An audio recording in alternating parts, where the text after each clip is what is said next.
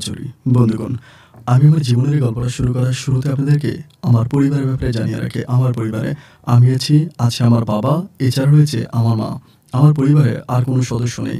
খাগড়াছড়ি শহর থেকে অনেক দূরে পাহাড় ঘেঁষা কোনো এক ছোট্ট গ্রামে আমার জন্ম। আমি জানি না ওই গ্রামে আদৌ আমার জন্ম হয়েছিল কিনা। আমি ঘটনাটা খুলেই বলি। আমি যখন একটু একটু করে বড় হই, আমি এই দুনিয়াদারি সম্বন্ধে বুঝতে পারি। আমি একটু ভিন্ন প্রকৃতির মানুষ ছিলাম। মানে একটা স্বাভাবিক মানুষ দেখতে যেরকম হয়, আমি কিন্তু ঠিক সেরকম ছিলাম না। আমার চোখগুলো সাপের মতো ছিল, মানে করাতি করাতি চোখ ছিল, এবং আমি দেখতে একটা অদ্ভুত ধরনের মানুষ ছিলাম। যেমন আমার শরীরের পশম থেকে শুরু করে মাথার চুল এবং চোখের উপরের যে ভুঁড়িগুলো আছে, যেগুলোকে আমার ওইগুলো পর্যন্ত সম্পূর্ণ সাদা ছিল। মানে আমাকে দেখলেই কেউ মনেই করতো না যে আমি কোনো মানুষের বাচ্চা। আমাকে দেখলে মনে করতো আমি জিন কিংবা পরীর বাচ্চা। এরকমভাবে আমার চেহারাটা ছিল, এবং আমার জন্মেরই একটা একটা অন্যরকম রহস্য লুকিয়ে আছে। আমি যখন একটু করে বড় হই, তখন সবার মুখে মুখে শুনতে পারি যে আমি নাকি আমার বাবা মায়ের সন্তান না। আমার বাবা মা দুজনেই দেখতে মানে অনেক বেশি কালো ছিল, এবং আমার বাবার প্রফেশন ছিল, মানে আমার বাবার কাজ ছিল, আমার বাবা জংলায় কাঠ কাটতো, এবং কাঠ কেটে এনে সেই কাঠ হচ্ছে বিভিন্ন ইয়েতে নিয়ে বিক্রি করতো। কেউ লাঠি হিসেবে, কেউ অথবা জ্বালানো খোল হিসেবে, অথবা কেউ কাঠ হিসেবে এই কাঠগুলোকে ব্যবহার করতো। এটাই ছিল আমার বাবার ব্যবসা। কিন্তু বাবা দেখতে খুবই কালো ছিল, এবং আমার মাও অদ্ভুত ধরনের কালো। তারা দুজনেই কালো মানুষ ছিল, কিন্তু তাদের ঘরে আমি এরকম একটা ফর্সা ছেলে কীভাবে জন্মালাম, এটা হচ্ছে সবচেয়ে বড় কথা। সময়ের পরিবর্তনে আমি একটা সময় জানতে পারি যে আমি আসলে আমার বাবা মায়ের সন্তান না। আমাকে নাকি আমাদের ওই ছোট্ট পাহাড় ঘেঁষা গ্রামের পাশেই হচ্ছে অনেক বড় একটা খাল আছে, যে খালের পাড়ে আমাকে নাকি আমার বাবা সকালবেলা কুড়িয়ে পায়। শুনেছিলাম সকালবেলা কাঠ কাটার উদ্দেশ্যে যখন আমার বাবা বাসা থেকে বের হওয়ার পরে বাবা ওই মানে খালের পাড় দিয়েই হচ্ছে যেত আর কি, জঙ্গলের ভিতরে। তো যাওয়ার সময় নাকি বাবা হচ্ছে আমাকে ওই খালের পাড়ে পায় কোনো একটা কিছুর মধ্যে, নাকি আমি শুইত অবস্থায় ছিলাম। আমি যে অনেক বেশি ছোট ছিলাম তাও কিন্তু না, মোটামুটি একটু বড় ছিলাম নাকি, মানে দুধও খাইতাম, বাট ওইরকম একটা অবস্থানে মোটামুটি বড় আছে, এমন না যে একেবারে নবজাতক শিশু ছিলাম। ওই অবস্থার মধ্যে নাকি আমাকে ওখানে পায়, এবং পাওয়ার পর নাকি আমার বাবা আমাকে বাড়িতে নিয়ে আসে। এবং বাড়িতে নিয়ে আসার পরেও সেখানেই কিন্তু শেষ নয়, সেখানেও আরেকটা ভিন্ন রকমের ঘটনা ঘটে। আমাকে বাড়িতে নিয়ে আসার পরেই বেশ কয়েকদিন ধরে আমার বাবা মা এবং বাড়ির অন্য মানুষগুলো আমার আশেপাশে নাকি একটা ভয়ঙ্কর ধরনের সাপকে দেখতে পাইতো। মানে একটা সাপ নাকি মাঝে মাঝে আমাদের বাড়িতে এসে ঘোরাফেরা করতো। এই সাপটাকে এর আগে কেউ আর কখনোই দেখে নাই। আমাকে যখন আমার ওই বাড়িতে নিয়ে আসে, আমার ওই বাবার বাড়িতে আমি যখন আসি, এবং আমি আসার পরে এই সাপটাকে বিভিন্ন জায়গায় হচ্ছে মানুষজন দেখতে পাইতো, বিশেষ করে আমাদের বাড়ির আশেপাশে। এই জন্য আমি যখন ওই বাড়িতে আসার পরে আমার বাবা এলাকার যে বড় বড় পণ্ডিতরা আছে এবং যারা ইসলাম রিসার্চ করে, তাদের সাথে কথাবার্তা বললো, এবং উপজাতি মানুষ ওই সময় ছিল, তাদের সাথেও কথাবার্তা বলে আমার এই বিষয়টাকে বললো। আমার বাবা আমাকে কোনো কবিরাজের কাছে নিয়ে গেল। কবিরাজ আমার হাতে তাবিজ তোমান থেকে শুরু করে ছোটোবেলায় আমার পুরো গলার মধ্যে 5-6টা তাবিজ, আমার এই হাতে ওই হাতে, মানে আমি বড় হবার পরেও যেন তাবিজের ওই ভারে আমি হাঁটতে পারতেছিলাম না।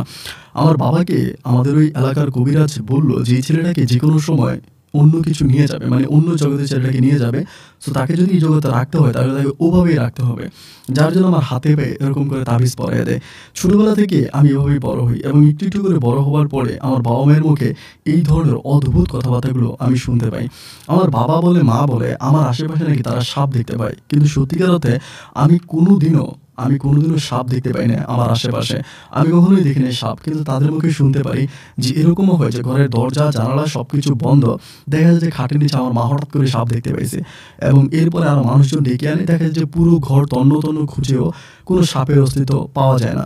অথবা মাঝে মাঝে এরকম দেখা যাইতো যে আমি দুপুরবেলা ঢুলনির মধ্যে শুয়ে আছি, কিন্তু দেখা যেত যে ওই জানালার গ্রিলের পাশে বা ঢুলনির পাশে একটা ধরনের সাপ বসে আছে। এটা যে শুধু আমার মা দেখতো তা নয়, আমার বাবা দেখতো তা নয়, আমাদের বাড়ির যে অন্য মানুষগুলো আছে তারাও নাকি এই ভয়ঙ্কর দৃশ্যটা দেখতে পাইতো। যাই হোক, এইভাবেই হচ্ছে আমার জীবনটা পরিচালিত হয়, এভাবে আমি সামনের দিকে অতিবাহিত হচ্ছিলাম। কিন্তু ওই যে সবার মুখে মুখে আমি ভয়ঙ্কর একজন মানুষ হিসাবে পরিচিত। আমি মাদ্রাসায় যখন পড়তে যাইতাম, আমার আশেপাশে কোনো বাচ্চারা বসতো না, আমি পড়তাম, এবং এরকম হইতো যে আমার আশেপাশের সিটগুলো সবসময় খালি থাকতো। আমার যে শিক্ষকরা ছিল তারাও আমাকে অনেক বেশি আদর আর ভালোবাসতো। আমি যদিও দেখতে অদ্ভুত ধরনের একটা ছেলে ছিলাম, কিন্তু পড়াশোনার প্রতি আমি আসলেই মোটে অদ্ভুত ছিলাম না। আমি পড়াশোনার প্রতি যথেষ্ট পরিমাণের বোকা একটা ছেলে ছিলাম। আমার কোনোভাবে পড়াশোনা আমার মাথায় ঢুকতো না। এই জন্য শিক্ষকদের হাতে আমি অনেক মাইরও খাইতাম। এরকম করে আমার শৈশবের দিনগুলো কাটে। তো এরকম করতে করতে আমি মোটামুটি অনেক অংশে বড় হয়ে যাই। যখন বড় হবার পরে আমি যখন চিন্তা করছিলাম, বড় বলতে অতটা বড় হই না, ধরেন ১২-১৩ বৎসরের মতো বড় হয়ে যাই। তো তখন আমার মনে কিন্তু অনেক সময় এই জিনিসটা জাগতো যে আসলে আমার বাবাকে বা মাকে, প্রতিটা সন্তানের তো তাদের বাবা-মা আছে। যদিও আমারও আছে। কিন্তু আমি তো বুঝেই গেছি যে তারা আমার বাবা-মা না। তাহলে সত্যিকার অর্থে আমার বাবা-মা কে? এই জিনিসটা জানার জন্য আমি মাঝে, মাঝে আমার ওই খালের পাড়ে গিয়ে বসে থাকতাম। মানে যেখানে থেকে বাবা বলছিল আমাকে পাইছে, ওই জায়গাটিকে আমি মাঝে, মাঝে বসে থাকতাম। কিন্তু আমাকে আমার বাবা সবসময় বলত যে, "খালের পাড়ে কখনো যাবি না, ওইখানে কখনো যাইস না।" আমাকে অনেকভাবে মানা করত। কিন্তু মানা করার পরেও আমি ওই খালের পাড়ে গিয়ে বসতাম। আমার খালের পাড়ে গিয়ে বসলে কেন যেন অনেক বেশি শান্তি লাগতো। আমি মনে অনেক বেশি তৃপ্তি পাইতাম। আমার অনেক ভালো লাগতো। যার জন্য আমি বেশিরভাগ সময় ওই খালের পাশেই কাটাইতাম। এই নিয়ে আব্বা-আম্মা সবাই আমার উপরে খুব রাগান্বিত এবং আমার সাথে তারা খুব খারাপ ব্যবহার করেছে। আমি ওই জায়গায় কেন যাই? কিন্তু মনের যে তৃপ্তিটা ওখানে গেলে পাই, এটা আমি অন্য কোথাও গেলে পাই না। এমন করে সময়গুলো কাটতেছে। তো কাটতে, কাটতে একটা সময় আমাদের এলাকাতে মানে মানে সবাই মিলে সিদ্ধান্ত হলো যে সবাই মানে মাছ ধরবে। ওই যে আমাদের ওই সময় খালটা ছিল না? একটা সময় খালটা মোটামুটি অনেক একটা সময় আছে মানে মৌসুমী সজনে খালটা অনেকটা শুকিয়ে যায়। যখন খাল শুকিয়ে যায় তখন ওই কী করেছে খালের চারপাশে হচ্ছে বাঁধ দিয়ে মানে বিভিন্ন ধরনের মানে টোবা করে ওইখানে হচ্ছে মাছ ধরা হয়। তো সবাই আমাদের গ্রামের সব মানুষ, আশেপাশের আরও উপজাতি ছেলেমেয়েরা আছে এবং বৃদ্ধ লোকেরা আছে, উপজাতিরা, মুসলিমরা সবাই মিলে তখন ওই খালের পাড়ে মাছ ধরতে যায়। এবং আমিও বরাবর সবার সাথে ওখানে মাছ ধরতে যাই। তা আমি যখন খালের ভিতরে মাছ ধরতে যাই, মাছ ধরতে যাওয়ার পরে আমি একটা জায়গায় ৪-৫ টা বাঁধি। বাঁধার পর আমি তখন মাছ ধরতেছি। আমার বয়স তখন এরকম হবে ১৩ বা ১৪, এর বেশি না, এরকমই। তো মাছ ধরতেছি, আমার সাথে আমার এলাকারই আরেকটা ছেলে আছে। ওই মানে মোটামুটি ভালো, আমার সাথেই থাকে বেশিরভাগ সময়। আমার চেয়েও বয়সে আরেকটু ছোট। তো ওই কি করে ওরকম করে যখন মানে মাছ ধরতেছি, ধরতে, ধরতে পানি যখন মানে পানিটাকে আমরা মানে সেচ দিয়ে ফেলি তখন মানে ভিতরের জায়গাটা একদম শুকনো থাকে। ওই অবস্থায় মাছ ধরতেছি। ধরতে, ধরতে হঠাৎ করে একটা সাপ কি করে ওকে কামড় দেয়। মানে যে ছেলেটা আমার সাথে ছিল ওকে সাপটা কামড় দেয় এবং সাপটাকে কামড় দিয়ে সাপটা যখন চলে যাচ্ছিল, যাওয়ার সময় আমিও সাপটারে এরকমভাবে পা দিয়ে লাথি মেরে বা কিছু একটা করব। ওই সময় সাপটা আমাকে একটা সবল মারে। ওকে সবল মেরে যাওয়ার সময় আমাকেও সবল মারে। ওর পা থেকে কিন্তু রক্ত বের হয় না। আমার পা থেকে কিন্তু মানে সবল মারার সাথে রক্ত বের হয়। রক্ত বের হওয়ার পরে আমি যখন দৌড়ে গিয়ে ওরে ধরি। এই যে সাপে আমাকে কামড় দিল, আমি কিন্তু কোনো পরিমাণের ব্যথা পাইনি। হয় না যে সাপে কামড় দিলে সাপের বিষ হয় বা এরকম। ওর দেখি যে ওর অবস্থা খারাপ। ওরে কোনোমতে খাল থেকে দৌড়ে টৌড়ে উঠে এলাম। অনেক মানুষ তখন আমার সাথে জড়ো হলো। সবাই তখন বলতেছে, "কি হইছে, কি হইছে?" আমি বললাম যে, "এই ঘটনা, ওকে সাপে কাটছে।" পরে খালের পাড়ে নিয়ে যাওয়ার পরে আমরা তখন হচ্ছে মানে ওখানে যেই মানে ওঝা যাদেরকে বলে, তো ওঝা আনার জন্য যায় আরকি, যে সাপে কামড় দিলে যে ঝাড়বে বা ইয়ে করবে ওরকম ওঝার জন্য যায়। তো ওঝা আনতে, আনতে অনেক লেট হয়ে যায়। লেট হয়ে যেতে, যেতে একটা পর্যায়ে বাচ্চাটা ওখানে মারা যায়। মানে ওই যে ছেলেটা ছিল ও ওখানে মারা যায়। এবং মারা যাওয়ার পরে আমার পা দিয়ে কিন্তু তখনও রক্ত বের হইতাছে। তো ওর বাবা-মা তখন ওকে নিয়ে যায়, মানে লাশটাকে বাড়িতে নিয়ে যায়। এই পর্যায়ে আমার আব্বা-মা তখন তারাও সাথে। তারাও বলতেছে, আমাকে বলে যে, "কিরে সান, তোর কি হইছে? তোর পায়ে কি হইছে?" আমি বললাম যে, "কিছু না।" এমন করে ডলা দিতেছে। পরে ডলা দিয়ে হচ্ছে রক্তটাকে মুছে ফেলতেছি। এমন করে বাড়ি যাওয়ার পরে আম্মা মনে করছে যে হয়তো খালের মধ্যে তো অনেক লাইক হয় না যে অনেক মানে এটা ওইটা অনেক কিছু থাকে যেটার মধ্যে লেগে হয়তো আমার পা কেটে গেছে। এরকমটা আম্মা মনে করছে। তো এরকমটা মনে করার পরে আম্মু তখন কি করলো, মানে বিভিন্ন ধরনের পাতা এটা ওইটা পা দিয়ে দিতে যাওয়ার সময় আম্মু ২ টা মানে সাপে কামড় দিলে কিন্তু বোঝা যায়। মানে ২ টো দাগ থাকে। সাপের কামড়ের দাগটা কিন্তু থেকে যায়। তখন কিন্তু আম্মু বুঝলো যে এটা সাপে কাটছে। এটা আম্মা মনে করছে। তখন আম্মা কি করলো, আমার উপরে পাটাকে বাঁধছে। মানে উপরের পাটাকে বাঁধছে। বাঁধার পরে আব্বাকে ডাকছে। আব্বা আসার পরে মানে আম্মা বলতেছে যে, "দেখো এমন, এমন ঘটনা, সানেরে তো সাপে কাটছে।" এটা বলে। আমার আব্বা বলে, "কি বলো? সাপে কাটলে তো এখানে ৩-৪ ঘন্টা হয়ে গেছে। তো মরে যাওয়ার কথা। ওরে অন্য একটা ছেলের সাপে কাটছে, ও তো মরে গেছে। তাহলে ও মরে নাই। ঘটনা কি?" আমার আব্বা এসে আমার কাছে জিজ্ঞেস করে যে, "সান বাবা ঘটনা কি?" আমি বললাম যে, "আব্বু আমরা দুজনেই মিলে মাছ ধরতেছি। ধরার পর তো ওরে সাপে কামড় দিছে। কামড় দিয়ে সাপটা যখন চলে যাচ্ছিল আমি তখন তারে লাথি মারি। লাথি মারার সময় সাপটা আমাকেও কামড় দেয়। আমাকে কামড় দিয়ে যায়। কিন্তু আমি কোনো বিষ অনুভব করি না বা আমার যে পা কাটছে, রক্ত বের হচ্ছে, এতেও আমার কোনো ব্যথা অনুভব হচ্ছে না। কিন্তু ওই ছেলেটা মারা গেছে।" এই কথা বলার পরে আব্বু তখন আমারে বলে, "তুই বলিস কি? তোরে সাপে কাটছে, তোর কোনো ব্যথা লাগে নাই?" আমি বললাম যে, "না।" তখন আমার পাটা বাইধা রাখে, তো রাতের বেলা আবার কি হয় না হয় মরে যেতেও তো পারি, যেহেতু একটা ছেলে মারা গেছে এরকম। পরে আব্বা তখন কি করে নিজের মানে মনের তৃপ্তির জন্য আমাদের পাশ থেকে হচ্ছে পাশের গ্রামের একজন কোনার থাকে, যিনি হচ্ছে এই ধরনের কাজগুলো করে আরকি। মানে সাপে কাটলে উনি ঝাড়ে-টাড়ে অনেক আবার নিয়ে আসে। উনি আসে, এসে উনি আমার পাটা ধরেই বলতেছে যে, "হ্যাঁ, এটা সাপের কামড় এবং বিষাক্ত একটা সাপে কামড় দিছে। যে সাপে কামড় দিয়ে ওই ছেলেটাকে মারছে সেম সাপটাই।" এরকমটা বলে। বলার পরে আমাকে বলে, "তুমি ব্যথা পাও নাই?" আমি বললাম যে, "না।" আমার বলে, "তোমার বিষ লাগে নাই?" আমি বলছি, "না।" উনি তখন অদ্ভুত নজরে আমার দিকে তাকায় আছে। মানে আমার চোখগুলোর দিকে তাকায় আছে। চোখগুলোর দিকে তাকিয়ে থাকার পরে উনি তখন ওখান থেকে আর কিছু বলে না। উনি চলে যায় এবং চলে যাওয়ার পরের দিন দুপুরবেলা আমাদের বাড়িতে দলে, দলে মানুষ আসতে থাকে। যখন দলে দলে আমাদের বাড়িতে মানুষ আসতে থাকে আমি তখন খুব অবাক হয়ে যাই, কী রে এত মানুষ আমাদের বাড়িতে কেন ঢুকতেছে, মানে দলে দলে মানুষ আমাদের বাড়িতে আসতেছে এবং সবাই বলতেছে আমি নাকি সাপের ছেলে। বলে অত মানুষ না, ও সাপের ছেলে, ও সাপের মানে সাপের ঘরে জন্ম হয়েছে, যার জন্য সাপে কাটলে ওর কোনো বিষ হয় না, এমন করে আমার সাথে কথা বলতেছে। তো তখন তো আসলে অত ডাক্তার কবিরাজ বা অত হসপিটাল এমবিবিএস অত কিছু ছিল না। মানুষ নর্মালি হচ্ছে যদি কোনো অসুস্থ হইতো গাছের পাতা এটা ওইটা খেয়েই হচ্ছে ভালো হয়ে যেত। আর বিশেষ করে আমাদের খাগড়াছড়ি এলাকা তো ওই সময় পুরো প্রত্যন্ত এলাকা ছিল, গাছগাছালি আর ঘন জঙ্গলে ঘেরা ছিল, মানে কোনো মানুষের বসতি, খুবই মানুষের বসতি ছিল বাট অত ঘন বসতি ছিল না, পুরো ফাঁকা ফাঁকা জায়গা ছিল, এদিক ওইদিকে অনেক মানে অনেক বিস্তৃত জায়গা ছিল। তো সেখানে হচ্ছে অনেকেই মানে তখন মানুষ আমাকে দেখতে আসে যে আমাকে সাপে কাটছে, আমার কিছু হয়নি, মানে ওই কবিরাজ গিয়ে সবার কাছে বলে দিছে আর কি, এরকম এরকম ঘটনা। তার কিছুদিন পরে হঠাৎ করে একটা বাইকদানি, মানে একটা না কয়েকটা বাইকদানি মহিলারা আসে আমাদের বাড়িতে, যারা বেদের মেয়ে যাদেরকে বলে আর কি, তারা এসে হচ্ছে আমাকে দেখার জন্য আসে। মানে আমার মাকে বলে যে এই বেটি তোর ছেলেটাকে বের করে আন, আমাকে বলে। তো আমি তখন বড়ই, আমি তখন দুপুরে খাচ্ছিলাম, তো আমি তখন আসি, আসার পরে তারা তখন করে কি আমার পায়ের মধ্যে হাতের মধ্যে কি জানি মানে গাছের শিকড় দিয়ে, মানে শুকনা গাছের মানে শুকনা গাছের যে শিকড় হয় না এগুলোতে এরকম করে পেঁচায়, মানে আমার দুই হাতের মধ্যে দুই পায়ের মধ্যে। তা আমি তো তখন অবাক হয়ে যাই, কি আমার হাতে পায়ের মধ্যে পেঁচাচ্ছে কেন, অনেক পেঁচায়। তারা তখন একটা সাপ ছেড়ে দেয় আমার সামনে। আমি কিন্তু ছোটবেলা থেকে সাপকে ভয় পাইতাম না, এটা কিন্তু এরকম মানে আমি জানি না আমার ভিতরে এই জিনিসটা কেন কাজ করে, সবাই সাপকে ভয় পাইতো বা সাপকে দেখলে সবাই আতঙ্ক হয়ে যেত, কিন্তু ছোটবেলা থেকে আমার সাপের প্রতি কোনো ভয় ছিল না। আমি যখন সাপ দেখলে আরো সাহস পেয়ে যেতাম, মানে আমার সাহস বেড়ে যেত, সাপ ধরতে আমি খুব আগ্রহী ছিলাম, যে সাপ দেখলে অনেকেই জানা পালায় যায়, আমার সাপ ধরতে ভালো লাগতো। তো এরপর আমি সাপ ধরবো, এরকম সাপটা যখন আমাকে ছেড়ে দেয়, সাপটা আমাকে কামড় দেয় না, মানে আমার কাছেও আসে না, আমাকে দেখার পর খুব দূরে দূরে যাচ্ছে, মানে দূরে দূরে হাঁটতেছে। মহিলারা তখন কী করে, তাদের ওই সাপটাকে আবারও তাদের ওই কুচিতে ঢুকিয়ে এই হাত পাগুলোর আমার ইয়েগুলো খুলে আমার মাকে বলতেছে যে বোন রে তোরে টাকা দিব, তুই যা চাস তোরে তাই দিব, তোর ছেলেটা আমাদেরকে দিয়ে দে, এমন করে বলতেছে। তা আমার আম্মা বলে এটা কোনো কথা নাকি, আমার এত বড় ছেলে ও এখন কামাই রুজি করে আমাদেরকে খাওয়ায়, আমাদেরকে টাকা পয়সা দেয়, আমরা এখন এই সন্তানকে কেন দিয়ে দিব। তো ওই মানে বেদের মেয়েগুলো আমাদের বলতেছে তুই আমাদের সাথে চল, তুই অনেক বেশি টাকা ইনকাম করতে পারবি, কারণ তোর ভিতরে একটা আধ্যাত্মিক ক্ষমতা আছে যেটা অন্য কোনো সাধারণ মানুষের মধ্যে নাই। তোর এই পৃথিবীর কোনো সাপে কামড় দিলে তুই মরবি না, মানে সাপের বিষ তোকে ধরবে না। কেন ধরবে না, কী কারণে ধরবে না, আমি তো ভাই এগুলো জানি না। তো বেদের মেয়েগুলো তখন আমাদের বলে যে আমাদের সাথে চল। আমি তখন তাদের সাথে, আমার আব্বাও বলে যে গেলে যদি 2টা টাকা ইনকাম হয়, বাবা তখন তো মোটামুটি অনেকটা বয়স হয়ে যায়, অনেক বয়স হয়ে যায়, এবং বয়স হয়ে যাওয়ার কারণে দেখা যায় আব্বার মাঠে ওই কাঠে ওরকম কাজ করতে পারে না। আগে যেরকম জঙ্গলে গিয়ে কাঠ কাটতো, কাঠ এনে কাঠ বিক্রি করতো, বাবা এখন আর ওগুলো করতে পারে না। তো বাবাও চিন্তা করলো যে আমি যদি এই মানে বেদের মেয়েগুলোর সাথে যাই তাহলে আমি মোটামুটি কিছু টাকা ইনকাম করতে পারবো, এবং এটা আমার পরিবারের জন্য অনেক কামিয়াবি হবে, মানে পরিবারের জন্য কাজে আসবে।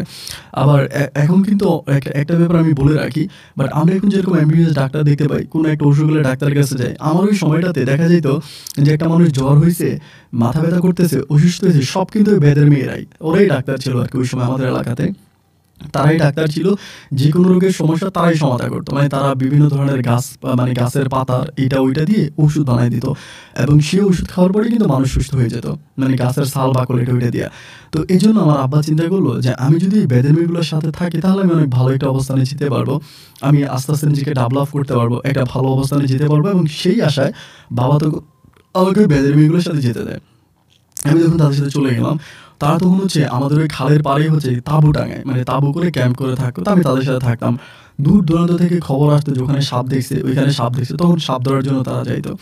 তো ভাই অবাক করার ব্যাপার হচ্ছে এটা হয়তো অনেকের কাছে একটু অন্যরকম বা কাল্পনিক মনে হবে, বা অনেকে মনে করতে পারে যে এটা কেমন কথা, কিন্তু বিশ্বাস করেন আমি আমার জীবনে এত ভয়ানক ভয়ানক সাপ ধরেছি যেটা দেখলে মানে নর্মালি এটার কাছে যাওয়া যায়, কিন্তু ওই সাপটা আমি ধরে ফেলি। এবং অনেক সাপের ছোবল আমি খেয়েছি, কিন্তু কোনো সাপের ছোবলে আমার কিচ্ছু হয় নাই, সাপের বিষ আমাকে ধরেই না, কোনো রকমের সাপের বিষ আমাকে ধরতো না। আমি ভয়ঙ্কর ভয়ঙ্কর সাপ ধরতাম, তারা আমাকে নিয়ে যাইতো, আমি সাপ ধরতাম, তারা ধরতো না, আমি নিজে দৌড়ে গিয়ে সাপ ধরে সাপ বক্সে ঢুকে নিয়ে আসতাম। এরকম করে আমি প্রায় আরও 3 বছরের মতো ওই বেদের মেয়েগুলোর সাথে কাজ করি, এবং কাজ করতে করতে 3 বছর পরে আমি একটা জিনিস রিয়েলাইজ করতে থাকি, মানে বুঝতে থাকি, এই যে আমি তাদের সাথে বিভিন্ন জায়গায় যাচ্ছি এবং বিভিন্ন জায়গা থেকে আমি সাপ ধরতেছি, সেগুলো এনে আবার তারা বিভিন্ন জায়গায় বিক্রি করে, আবার ওখানে উপজাতিরা কিন্তু সাপ খাইতো, বেশিরভাগ উপজাতিরা ওখানে সাপ পছন্দ করতো, তো সেখানে ওই উপজাতিদের কাছে সাপটা বিক্রি করি, তো মোটামুটি ভালো টাকাই কিন্তু তারা ইনকাম করতো, বাট আমাকে টাকা অতটা দিত না, দেখা যায় খুব কম টাকা দিত।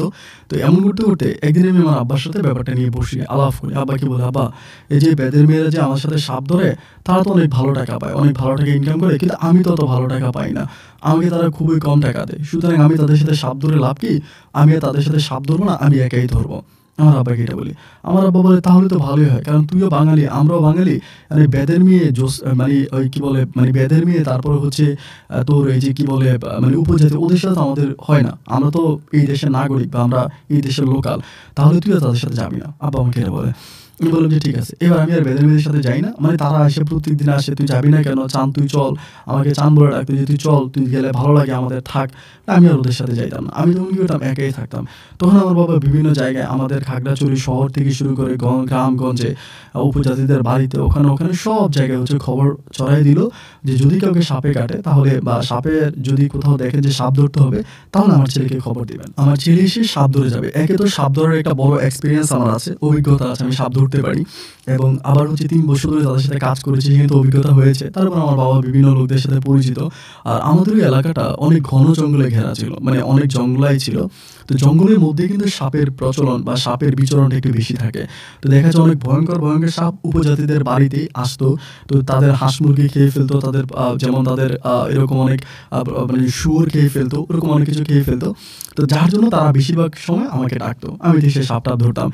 এরকম করে বিভিন্ন জায়গায় যাইতেছি, সাপ ধরতেছি, বিভিন্ন জায়গায় যেয়ে সাপ ধরতেছি। মোটামুটি সব ভালো, কোনো সমস্যা নেই।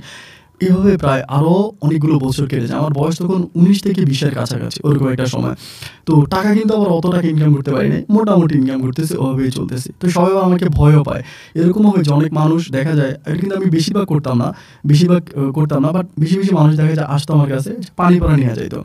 মানে বলতো যে পানির মধ্যে একটু ফু দিয়া দেন। এরকম কিন্তু করতো। তা এই জিনিসটা কিন্তু চাইলে আমি অনেক টাকা এইভাবে ইনকাম করতে পারতাম। যদি পানিতে ফু দিতাম বা মানুষকে ভন্ডামির পথে নিয়ে যাইতাম, যেটাতে আসলেই কোনো কাজ হয় না, ওভাবেই নিয়ে যেতাম। তাহলে কিন্তু আমি মোটামুটি ভালো টাকা ইনকাম করতে পারতাম। বাট আমি এই কাজগুলো কখনোই করি না এবং এটার প্রতি আমার কোনো ইন্টারেস্টও নেই। আমার বাবাও বলে যে, "এগুলো ভণ্ডামি, এগুলো করার দরকার নেই। সাপ ধরতেছি, সাপই ভালো।"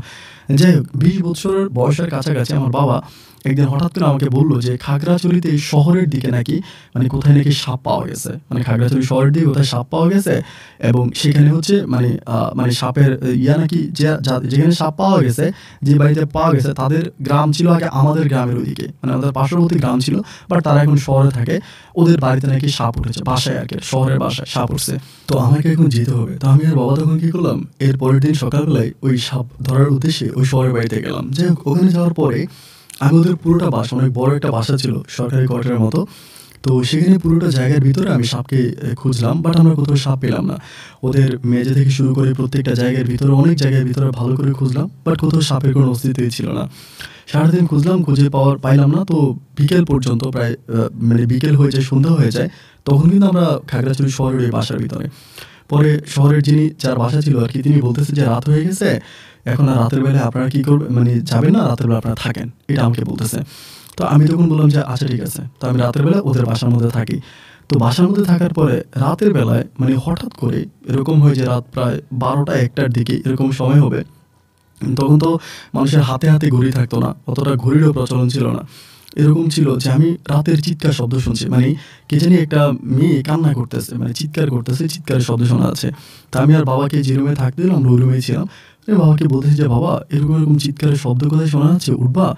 তো বাবা তখন আমার সাথে উঠে। উঠার পরে আমি আর বাবা তখন উঠি। তো আমরা ওই ঘরের দিকে যাই, দেখি যে ওই যিনি বাড়ির মালিক আরকি, বাসার মালিক, তিনি তখন ড্রয়িং রুমে বসে আছে। ওনাকে দেখার পরে জিজ্ঞেস করলাম যে, "কি ব্যাপার, এরকম কান্নাকাটি করতেছে কে? আমরা যেন কান্নার শব্দ পাচ্ছি।" ইনি বলে যে, "বাবারে, আমার মেয়েটা কান্না করতেছে, আমার বড় মেয়েটা।" তো বড় মেয়েটা কান্না করতেছে কারণ পরে বলল যে এরকমই রাতের বেলায় ও ঘুমের মধ্যে কাঁদে। মানে ঘুমের মধ্যে ও কাঁদে, রাতের বেলা এরকম কান্নাকাটি করে। তো যাই হোক, আমার বাবা তখন বলে যে, উনি দুষ্টুমি করে মনে হয় লোকটাকে বলতেছিল যে, "একটা কাজ করে একটু পানি পড়া দিয়ে দে।" এটা বাবা বলতেছে, "একটু পানি পড়া দিয়ে দে।" আমাকে বলে। তো এটা বলার পরে লোক বলতেছে, "কি বলো? পানি পড়া দিলে কি এরকম রাতের বেলায় কান্না করবে না?" আমি তো কিছু বুঝি না। আমি তো ওখানে দাঁড়ায় আছি। এই লোকটা কি করলো, তখন সাথে ট্যাপ থেকে পানি নিয়ে আসলো। পানি নিয়ে এসে আমাকে বলে যে, "পানিটা মানে একটু ফু দিয়ে দেন।" এটা আমাকে বলে। তিনি যেহেতু আমাদের গ্রামের পার্শ্ববর্তী এলাকার মানুষ, তিনিও মোটামুটি জানে যে মানুষ আমার কাছ থেকে পানি পড়া এগুলো নিয়ে যায়। বা অনেকে আসে পানি পড়া নেওয়ার জন্য। এটা সম্ভবত তিনি জানে।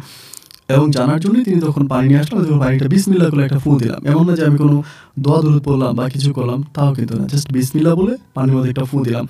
ফু দেওয়ার পরে তিনি তখন কি করলো, পানিটাকে নিয়ে ভিতরে মানে ওনার মানে ভিতরে গেল, যাওয়ার পর ওনার মেয়ের গায়ের উপরে ছিটাই দিল।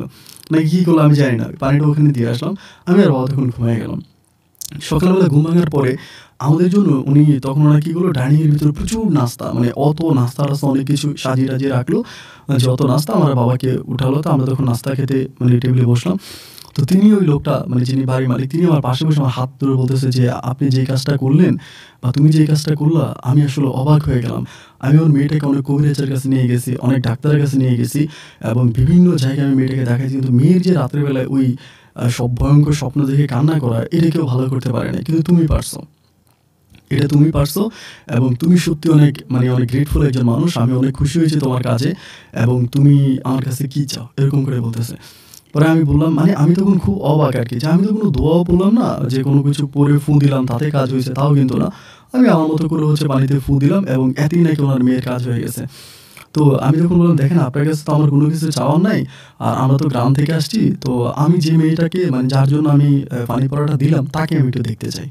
এইটা বলে। পরে বলে, "ঠিক আছে, তুমি বসো।" পরে কী করলো, ওনার মেয়েটাকে উনি ডেকে নিয়ে আসলো। মানে ডাক দিল, ডাক দেওয়ার পরে নীলুফা বলে ডাকলো, মেয়েটা আসলো। ভাই আমি মেয়ে দেখে পুরো অবাক হয়ে গেছি। আমার কাছে মনে হয় যে আমাদের পুরো এলাকাতে মতো সুন্দর মেয়ে দেখি নাই। অসম্ভব সুন্দর ছিল এবং খুবই পর্দাশীল ছিল। মানে এরকম ঘোমটা দিয়ে আছে, যথেষ্ট পর্দাশীল। বয়সও কিন্তু খুব একটা বেশি না। পরে আমি বললাম যে, "ওনার যে এরকম সমস্যাটা, আপনি কি..." উনি বলে যে, "আমি অনেক জায়গায় গিয়েছিলাম। কিন্তু আমার এই ব্যাপারটা অনেক ভালো লাগছে। তো আমার যদি মেয়ের আরও কোনো সমস্যা হয়, যেকোনো সময় আপনাকে ডাকবো, আপনি আরেকটু পানি আমাদেরকে দিয়ে যান।" তো কী করলাম, ওই বিসমিল্লাহ বলে আবারও পানিতে ফু দিলাম। অতটুকুই। তো যাই হোক, দুপুর পর্যন্ত ওদের বাসায় ছিলাম। আমরা কিন্তু সাপ মানে সাপ ধরার উদ্দেশ্যেই গেছিলাম। কিন্তু বাসায় আর কোনো সাপ পাইনি। সম্ভবত সাপটা জঙ্গলা থেকে আসছে কোনোভাবে এবং এসে সম্ভবত আবার চলে গেছে। মানে ওদের বাড়ির মধ্যে কোনো সাপের অস্তিত্ব পাওয়া যায়নি। পরের দিন সকালবেলা আমি আর আব্বা তখন পুনরায় ওখান থেকে খাগড়াছড়ি থেকে আবার চলে আসি আমাদের গ্রামে। পাহাড়ের ওই গ্রামে চলে আসি। গ্রামে আসার পরে আমার তখন আর চোখে ঘুম আসতেছে না। মানে আমার বারবার এই কথাটা মনে পড়তেছে, আল্লাহ আমি এটা দেখলামটা কি? মানে কোনোভাবেই দুটো চোখের পাতাকে এক করতে পারতেছি না। বারবার মনে হচ্ছে যে আমি এটা কী দেখলাম? এত সুন্দর মেয়ে, মানে আমার এই জীবনে কখনো কোনোদিন কোনো জিনিসের প্রতি আকর্ষণ জাগে নাই। ভালো লাগা, ভালোবাসা এগুলো আমার মাঝে কখনো অনুভব হয় নাই। কিন্তু এই মেয়েটাকে দেখার পরে আমার যেন ভিতরে কেমন একটা অনুভূতির জন্ম হলো। মানে আমার কেন যেন ভিতরে অনেক ভালো লাগা কাজ করতেছে। তো আমি তখন চিন্তা করতেছি, ইস! এই মেয়েটা যদি আমার ঘরের বউ হইতো, আমি যদি তাকে বিয়ে করতে পারতাম, তার সাথে যদি আমার একটা সম্পর্ক হইতো, এই জিনিসগুলো মনের ভিতরে তখন মানে আনচান করতেছে। তো বিভিন্ন জায়গায় যাচ্ছি, বাবার সাথে সাপ ধরতেছি, বাবা নিয়ে যাচ্ছে, সাপ ধরতেছি, এরকম করে চলতেছে। প্রায় সপ্তাহ ১৫ দিন কেটে গেল। বাট আমার ওই মেয়েটার আমি ভুলতে পারি না। আমি একদিন আব্বারে বলি, "আব্বা, আমরা যে ঐদিন শহরের বাড়িতে সাপ ধরতে গেছিলাম, ওই লোকটার গ্রাম কোনটা?" আমার বাবা বলল, "আমাদের পার্শ্ববর্তী গ্রাম। উনি আগে এই গ্রামে থাকতো, বাট এখন এই গ্রামে থাকে না, উনি শহরে থাকে।" আমি তখন আব্বারে বললাম যে, "আব্বা, ওনার যে একটা মেয়ে ছিল, যে মেয়েটার জন্য আমার কাছ থেকে পানি পড়া নিছে, এই মেয়েটার কি বিয়ে দিয়ে ফেলছে, তুমি জানো?" ওরকম করে বলি। আমার আব্বা বলে যে, "না, আমি তো জানি না। কেন?" আমি বললাম যে, "বাবা, কেন জানি মেয়েটাকে আমার অনেক ভালো লাগছে।" ওরকম করেই বলি। এই কথাটাই বলেছি, কেন জানি মেয়েটাকে আমার অনেক ভালো লাগছে। এটা বলি। এখনকার ছেলেরা তো অনেক ফ্রি, তাদের বাবা-মায়ের সাথে অনেক ফ্রিতে কথা বলে। ওই সময় এই কথাটা বলাও কিন্তু অনেক বড় একটা অপরাধ আরকি। মানে এই কথাটা বলার সাহসও কিন্তু অনেকের হয় না। আমি যখন এই কথাটা বলি, দৌড় দিয়ে বাবার কাছ থেকে চলে আসি। তো বাবার আমি যেহেতু বিভিন্ন জায়গায় কাজ-টাজ করি, বাবার সাথে আমার সম্পর্ক ভালো থাকার কারণে বাবা তখন আমাকে পরের দিন আবারও ডাকে। ডেকে আমাকে বলে, "তুই যে খান সাহেবের মেয়ের কথা বলছিলি, এটা কতদূর কি?" আমাকে ওরকম করে বলে। তো খান সাহেবকে আমি তো ওটা জানি না। আমি বললাম যে, "আব্বা, মানে খান সাহেব..." পরে বলে যে, "ওই যে শহরের বাড়িতে যে মেয়েটার কথা বললি, তোর দেখে ভাল লাগছে।" তো আমি তখন বলি, আর কিছু বলি না আরকি, যেহেতু মাও তখন সামনাসামনি ছিল। এজন্য আমার আর মুখ থেকে কোনো কথা বেরোচ্ছে না। তারপর তখন আমারে বলে যে, "তোর কি আসলেই এই মেয়েটারে ভাল লাগছে? আমরা কি বিয়ের প্রস্তাব পাঠাবো?" এমন করে আব্বা বলতেছে। আমি তখন বলি যে, "বিয়ের প্রস্তাব পাঠাইলে তো সমস্যা নাই। আর মেয়ে দেখে তো আমার ভাল লাগছে। তুমি বিয়ের প্রস্তাব পাঠাইতেই পারো। যদি তুমি মনে করো বিয়ের প্রস্তাব পাঠাবা, তাইলে পাঠাও।" এমন করে আব্বুকে আমি একটু মানে নিজের মতো করে বলতেছি। তো আমার আব্বা তখন বলে যে, "ঠিক আছে, আমি মেয়ের পরিবারের সাথে কথা বলব। খান সাহেবের সাথে কথা বলে তোকে জানাবো।" তো আমি তখন মহা খুশি যে আমার আব্বা বিয়ের প্রস্তাব দিবে এবং আমি বিয়ে করব। আমার ভিতর তখন অনেক ভালো লাগা কাজ করতেছে, অনেক ভালো লাগতেছে। তো যাই হোক, এমন করেই কাটতেছে। বাট কাটতে কয়েকটা দিন কেটে গেল। প্রায় সপ্তাহখানেকের মতো কেটে গেল। আমার বাবা আমারে আর কোনো কিছু বলে না এই ব্যাপারে। যে খান সাহেবের মেয়ের ব্যাপারে আর কোনো কিছু বলে না। অনেকটা দিন কাটলো। বাট বাবার মুখ থেকে আমার এই ব্যাপারে, এই প্রসঙ্গে বাবা কোনো কথাই বলে না। না বলতে আমি অনেক পরে বাবারে জিজ্ঞেস করলাম। মানে প্রায় ১৫ দিন কেটে যাওয়ার পর বাবাকে জিজ্ঞেস করলাম যে, "বাবা, আপনি যে আমারে বললেন যে খান সাহেবের বাড়িতে মানে খান সাহেবের মেয়ের জন্য বিয়ের প্রস্তাব নিয়ে যাবেন, এটা কি গিয়েছিলেন নাকি যান নাই?" ওরকম করে জিজ্ঞেস করে। আব্বু তখন আমাকে বলল যে, "না, যাই নাই।" আমাকে এটা বলতেছে। আমি তখন বললাম, "যান নাই মানে?" বাবা বলে, "না, আমার মেয়েটার ভাল লাগে নাই। আর ওই মেয়েকে আমি বিয়ে করাবো না।" ওরকম করে আব্বা বলতেছে। তখন আমার আব্বার উপরে একটা রাগ লাগলো। কিরে, এরা দেখতে শুনতেও ভালো মেয়েটা, ওর শিক্ষাগত যোগ্যতাও আছে, পারিবারিক অবস্থাও ভালো। তাহলে এই মেয়েটাকে যদি আমাকে বিয়ে করায়, তাহলে আব্বার সমস্যাটা কোথায়? আব্বার তো কোনো সমস্যা থাকার কথা না। আব্বা এটাতে গেল না কেন? ২-৩ দিন আমি আব্বার সাথে রাগ করি, বিভিন্ন জায়গা থেকে সাপ ধরার প্রস্তাব আসে, আমি সাপ ধরতে যাই না। মানে মন-টন কালো করে বসে থাকি, মুখটা কালো করে বসে থাকি, আব্বার কোনো কথা আমি শুনতেছি না। তো সপ্তাহখানেক এভাবে কেটে গেল। কেটে যাওয়ার পরে আম্মু একদিন আমাকে ডাইকা বলতেছে যে, "সান তুই তোর বাবার সাথে রাগ করছস কেন?" আমাকে এটা বলে। আমি তখন বললাম যে, "আম্মা রাগ করব না। যে মানুষটা আমার পছন্দ হইলো, আমার ভালো লাগলো, আমি তাকে বিয়ে করতে চাই। কিন্তু আব্বা আমাকে ওখানে বিয়ে করাবে না, আমাকে ওখানে নিয়ে গেল না। সো এটা কি আমার রাগের ব্যাপার না?" আম্মা তখন আমাকে বলতেছে, "তুই কি জানোস ঘটনা?" আমি বললাম যে, "কি ঘটনা?" আম্মা বলে, "ওই খান সাহেবের কাছে তোর বাবা বিয়ের প্রস্তাব ঠিকই পাঠাইছে। কিন্তু ওই খান সাহেব তোর কাছে তার মেয়েকে বিয়ে দিবে না।" তাই আমি বললাম যে, "কি বলো? বাবা তোমাকে এটা বলে নাই?" মা বলে, "তোর বাবা এই কথাটা তোর লজ্জায় বলে নাই। আমরা ছোট হয়ে যাব, তুই ছোট হয়ে যাবি, তুই খারাপ মনে করবি। এজন্য তোর বাবা তোর কাছে এই কথাটা বলে নাই।" আমি তখন ভীষণভাবে কষ্ট পেলাম আমার মায়ের মুখ থেকে এই কথাটা শোনার পরে যে, কি ব্যাপার? আমার আব্বা বিয়ের প্রস্তাব নিয়ে যাওয়ার পরেও খান সাহেব ব্যাপারটাতে রাজি হলো না। তখন ভিতরে খুব খারাপ লাগা কাজ করতেছে। অনেক খারাপ লাগতেছে। তো এইভাবে আরো কয়েকদিন কাটলো। কাটার পরে হঠাৎ করে মাস দেড়েক পরে আমার কিন্তু ওই সময় পর্যন্ত কিন্তু আমার এই মেয়েটার কথা বারবার মেমোরিতে আমার থেকেই গেছে। মানে আমার এই মেমোরিতে ব্যাপারটা থেকেই গেছে। মাস দেড়েক পরে খান সাহেব আবারও লোক পাঠাইছে আমাদের এখানে যে তার বাড়িতে যাওয়ার জন্য এটা। তো আমার আব্বা তখন যায় না। আমার আব্বা না যাওয়ার পরে আমি তখন আমার আম্মাকে নিয়ে যাই। আব্বা বলে, "আব্বু ওই বাড়িতে যাবে না।" আমি আমার মাকে নিয়ে যাই। মাকে নিয়ে যাওয়ার পরে ওই উনার মেয়ে নাকি রাতে আবারও চিৎকার চেঁচামেচি করে রাতের বেলা একা দেয় পানি পড়া দেওয়ার জন্য। তা আমি তখন পানি পড়া দেই না। খান সাহেব আমারে বলে, "পানি পড়া দেন।" আমার ভিতরে মানে একটু রাগ কাজ করে যে বিয়ের প্রস্তাব পাঠাইলাম, রাজি হইল না। পরে আমি আবারও পানি পড়া দিছি। দেওয়ার পরে ওইদিন চলে আসি। কিন্তু এরপরে নাকি এটা আর ভালো হয় না। মানে ওইটা নাকি সমস্যা আছেই। তো খান সাহেব তখন আমাদের এলাকাতে বিভিন্ন লোকদের কাছে বলতেছিল যে, "আমি উনার মেয়েকে ঠিকমতো পানি পড়া দেই নাই। কারণ উনার মেয়েকে আমি বিয়ে করতে চাইছি। উনি আমার কাছে দেয় নাই। এই বলে আমি উনার মেয়েকে পানি পড়া দেই নাই। মানে ভালো করে পানি পড়া দেই নাই।" আসলে ভাই আমি তো কোনো হুজুরও না, কবিরাজও না, পানি পড়া দিতেও পারি না। জাস্ট একটু ফু দিয়ে দিই, বিসমিল্লাহ বলে ওইটাতেই নাকি কাজ হয়ে যায়। আমার চেহারাটা একটু অন্যরকম। একটু মানে স্বাভাবিক মানুষের মতো না, অস্বাভাবিক দেখতে। তো এজন্য অনেকেই মনে করে যে এটার ভিতরে মনে হয় অনেক রহস্য লুকিয়ে আছে। কিন্তু আসলে তো ওরকম কিছুই না। আমি তো ওরকম কোনো বড় কবিরাজও না, কোনো কিছু না। তো যাই হোক এবার এটা নিয়ে খান সাহেব আমাদের উপরে রাগান্বিত। আমরাও আর খান সাহেবের সাথে কথা বলি না। কিন্তু ভাই কোনোভাবেই না এই মেয়েটাকে মন থেকে সরাইতে পারতেছি না। দিন যত সামনের দিকে যাচ্ছে, সময় যত সামনের দিকে কাটতেছে, এই মেয়েটার স্মৃতি আমাকে ঠিক ততটাই পাগল করে তুলতেছে। আমি কোনোভাবে মেয়েটাকে ভুলতে পারি না। তার কোনো স্মৃতিও ভুলতে পারি না। তার জন্য সারাটাক্ষণ মনটা আনচান করতেই থাকে এবং ভিতরে অনেক খারাপ লাগা কাজ করে যে কিভাবে আমি তাকে প্রপোজালটা দিতে পারবো বা কিভাবে তাকে আমি পেতে পারবো। ওরকম করে সময়গুলো কাটতে একটা সময় ঈদের সময় আসে। মানে রমজানের ঈদ। তো খান সাহেব আবার রমজানের ঈদের সময় সবসময় বাড়িতেই থাকে। মানে ওনারা গ্রামে থাকে। খাগড়াছড়ির মধ্যে যে বাড়ি আছে, গ্রামের বাড়ি, ওই বাড়িতেই থাকে। তো রমজানের ঈদের আগে মানে যখন রমজান শুরু হয় তখন উনি ওনার মেয়েকে নিয়ে ওনার পরিবারের লোকজনদেরকে তখন এখানে চলে আসে। তো আস্তে একদিন মানে রাতের বেলায় আমার হঠাৎ করে কেন জানি মেয়েটার কথা খুব মনে পড়তেছে। তো ওদের বাড়িতে আরেকটা মেয়ে কাজ করে আরকি। ওইটাও আমাদের বাড়ির। তো ওই মেয়েটারে আমি বললাম যে, "তুই একটু ওরে আনতে পারবি? আগামী দিন রাত ১০টা বা ১১টার দিকে তোদের বাড়ির আশেপাশে ওইখানে।" পরে আমাকে বলে, "আচ্ছা ঠিক আছে আমি নিয়ে আসবো।" এমনি আবার মেয়েটা আমার কথা শুনে ওদের বাড়িতে কাজ করে। তো ওইখানে নাকি গিয়ে আমার কথা বলছে যে, "এমনি সান মিয়া তোমারে দেখতে চায়। তুমি কি আসবা নাকি?" তো এখন তো আসলে ভাই ওই সময় তো আসলে লজ্জা পাইতো মেয়েরা। প্রচুর লজ্জাবতী ছিল। তারপরে ওর কথা মতো মেয়েটা আসলো। ওদের বাড়ির পিছনে ওই সময় কিন্তু পাকা ঘর নাই। মানে যাদের পাকা বিল্ডিং আছে তাদের মানে বিশাল একটা ব্যাপার-স্যাপার আরকি। মানে কাঠের ঘরেই তখন ওই সময় অনেক কিছু। তো তার উপরে আবার খান সাহেবের মানে পাকা ঘর ছিল। তো পরে ঘরের পিছনে আসে। আসার পরে আমি তখন ওখানে যাই। গেলে আমাকে বলে যে, "কেন ডাকছিলেন আমাকে?" আমি বললাম যে, "আসলে কি বলবো বুঝতেছি না। তোমাকে দেখার পর আমার অনেক ভালো লাগছিল এবং আমি তোমার আব্বার কাছে বিয়ের প্রস্তাব পাঠাইলাম এবং বিয়ের প্রস্তাব পাঠানোর পরে তোমার আব্বা আমার কাছে তোমাকে বিয়ে দিল না। আমি এটাতে অনেক মনক্ষুণ্ণত হয়েছি, অনেক কষ্ট পেয়েছি।" পরে ও আমাকে আবার হুজুর বলে ডাকে আরকি। আমি কিন্তু হুজুর না। তো বলে, "হুজুর।" বলে, "হুজুর আসলে আমার আব্বার কাছে আপনি বিয়ের প্রস্তাবটা পাঠিয়ে ভালো করেন নাই।" আমি জিজ্ঞেস করলাম যে, "কেন ভালো করিনি?" পরে বলে, "আমার আব্বা আপনার উপরে একটা ভালো ধারণা ছিল। মানে আপনাকে অনেক ভালো জানতো। মনে করতো আপনি অনেক ভালো, অনেক কামেল মানুষ। কিন্তু এই বিয়ের প্রস্তাবটা পাঠানোর পর থেকে আব্বু আপনাকে আর ভালো জানে না। মানে আব্বু আপনাকে খুব খারাপভাবে নিয়েছে, আপনাকে খুব ভালোভাবে নেয় নাই। খুব খারাপ মনে করছে।" আমি তখন চিন্তা করছি কি ব্যাপার? খারাপ মনে করবে কেন? আমি তো আর খারাপ কোনো কিছুই বলি নাই। পরে আমি বললাম যে, "আপনার আব্বা আমাকে খারাপ মনে করছে, ভালো মনে করছে, এটা আপনার আব্বার ব্যাপার। কিন্তু আপনি আমাকে কি মনে করেন? এই যে আমি আপনার সাথে কথা বলি এবং আপনার সাথে আমার এত চেনা জানা শোনা। এখন আপনি আমাকে কি মনে করতেছেন? আমি কি ভালো না খারাপ?" পরে বলে, "না, আমার দৃষ্টিতে তো আপনি অনেক ভালো। মানে আমার দৃষ্টিতে আপনি খারাপ না, আপনি অনেক ভালো।"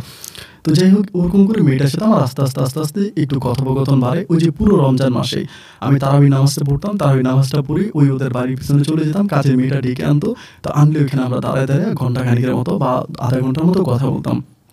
এমন করেই চলতে, চলতে তখন ঈদ চলে আসে এবং ঈদের সময় ও আমাকে পাঞ্জাবি উপহার দেয়, আমি ওকে একটা শাড়ি উপহার দেই। তো এটা কিন্তু আসলে এর মাঝে কিন্তু প্রেম ভালোবাসা যে হয়ে গেছে তাও কিন্তু না। কিন্তু আমি ওকে পছন্দ করি, ও আমাকে পছন্দ করে। এমন করে দুজনের কথাবার্তা, আদর আপ্যায়ন, ভালোবাসা চলতেছে। কোরবানির ঈদের, রমজানের ঈদের পরে তারা তখন আবার শহরে চলে গেল। তো শহরে চলে যাওয়ার পরে এবার চিঠিপত্রের মাধ্যমে তার সাথে আমার কথা, আমি তাকে ডাকযোগে চিঠি পাঠাই এবং তার বান্ধবী একটা ঠিকানায়, আবার ও আমাকে ডাকে চিঠি পাঠায় আমার ঠিকানায়।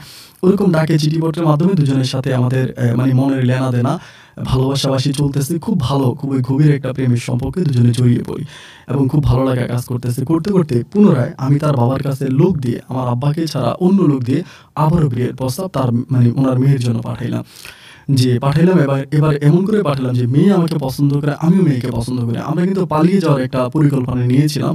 তো দুজনে পালিয়ে যাব, পালিয়ে গিয়ে আমি তাকে বিয়ে করব। ওরকম একটা পরিকল্পনা তার বাবার কাছে আমি ডিরেক্টলি বললাম যে লাস্ট বারের মতো বলি উনি কী বলে ব্যাপারটা দেখি।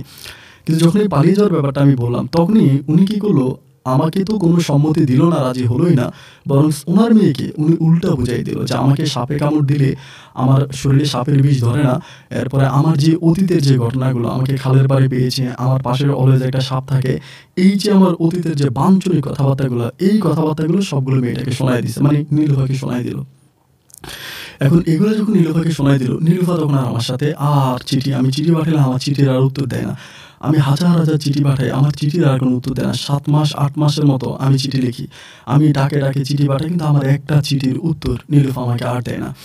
চিঠির উত্তর না পেয়ে ভাই তখন আমি মরিয়া হয়ে উঠি, মানে পাগলের মতো হয়ে যাই যে কেন আমাকে চিঠির উত্তর দেয় না, কী কারণে দেয় না, কিসে দেবে না। তখন আর মানে ভিতরে যে নিজের ভিতরে যে একটা মানুষ, ওই মানুষটা তখন মরে গেছে। কোনোভাবেই নিজেকে ধরে রাখতে পারতেছি না, ঠিক রাখতে পারতেছি না। আমার সব কিছু বন্ধ হয়ে গেছে, আমি পাগল হয়ে গেছি। তখনই এরকম করতে করতে খান সাহেব করছি কি, আমাদের এখানে আরেকটা পাহাড়, মানে 2টা টিলা খান সাহেব কিনছে। তো টিলাগুলো খান সাহেব একদিন দেখার জন্য আসছে। তো দেখার জন্য আসার পরে খান সাহেব তো আবার আমার খারাপ বলুক আর ভালো বলুক, আমার এমনি দেখতে দেখতে আসতো। টিলা কিনে যাওয়ার সময় উনি আমার বাড়িতে আসে। বাড়িতে আসার পর আমার সাথে দেখা হয়, আমার বলে যে চাঁদ মিয়া কেমন আছো? আমি বললাম হ্যাঁ ভালো আছি। তো বলে আমাদের শহরের বাড়িতে যাইও, ওরকম করে বলে। এমন না যে আমাকে ইনভাইট করে বা দাওয়াত দেয়, এরকম না। বলে আমাদের শহরের বাড়িতে যাইও, এটা সেটা বলে উনি তখন ওখান থেকে চলে যায়। তো চলে যাওয়ার পরে চাঁদ মিয়ার সাথে একটা লোক চলাফেরা করে আমাদের গ্রামেরই, ওই লোকটার সাথে আমি একদিন কথা বলি আর কি, যে চাঁদ মিয়ার ব্যাপারে বা এই মানুষটা কীরকম, সরি আমার ওই খান সাহেবের ব্যাপারে কথা বলি, যে খান সাহেব লোকটা কীরকম, মানে নীলুফার বাবা লোকটা কীরকম, এই সম্বন্ধে জিজ্ঞেস করি। জিজ্ঞেস করার পরে ওই লোকটা আমাকে বলতেছে যে নীলুফার বাবা খান সাহেব মানুষ হিসেবে অত্যন্ত খারাপ আমাকে বলে, এবং তিনি যথেষ্ট পরিমাণে লোভী প্রকৃতির একটা মানুষ। যেখানে লোভ আছে উনি সেখানে আছে, যেখানে লোভ নাই উনি সেখানে নাই। ওনার মনে লোভ লালসাগুলো অনেক বেশি কাজ করে, উনি অনেক লোভী প্রকৃতির একটা মানুষ। এটা হচ্ছে ওই লোকটা আমাকে বলে যে যদি লোভ থাকে তবে সেখানে উনি আছে, উনি লোভী একটা মানুষ। এই কথাগুলো বলার পরে আমার ভিতর তখন মনে হলো যেহেতু লোভী মানুষ, তার মানে তাকে লোভ দেখাইতে হবে, কোনো না কোনো উপায়ে লোভ দেখাইতে হবে, এবং লোভ দেখাইলে উনি আমার প্রতি ওনার আকর্ষণ বাড়বে, আমার প্রতি ওনার আকর্ষণ মায়া বাড়বে। তো ওইরকম করে আমি চিন্তা করতেছি কী করা যায়, মানে কী দৃষ্টিতে ওনার প্রতি উনি আমাকে মানে লোভটা আমি আমার প্রতি ওনাকে জাগাইতে পারি, কোন কাজটা করলে উনি আমার দিকে আকর্ষণ বাড়বে, এই জিনিসটা আমি তখন পরিকল্পনা করতে থাকি, চিন্তা করতে থাকি। এমনভাবে চিন্তা করতে করতে একটা পর্যায়ে আমি ভাবলাম যে আমি একটা নতুন একটা কাহিনী তৈরি করবো। এটা আমি নিজে নিজে করি, এটা আমি কারোর সাথে আলোচনা করি না বা কাউকে জিজ্ঞেস করি না, জাস্ট নিজে নিজে আমি এই কাজটা করি। আমি একটা সময় পানি পড়া পানি পড়া দেওয়াতে একটু বেশি মানে উৎপন্ন হয়ে পড়ি, মানে অনেকে পানি পড়া দিতেছি মানে পানি পড়া দিয়ে আমি টাকা ইনকাম করতেছি, কাউকে পানি পড়া দিচ্ছি, ওই সময় পয়সা নিতেছি, পানি পড়া দিতেছি। এমন করতে করতে শুক্রবারের সকালবেলা আমি ফজরের নামাজ পড়তে গেছি। এখানে আরেকটা ব্যাপার বলে রাখি, আমি একটু পরিকল্পনা করছি, পরিকল্পনাটা কি সেটাও বলি।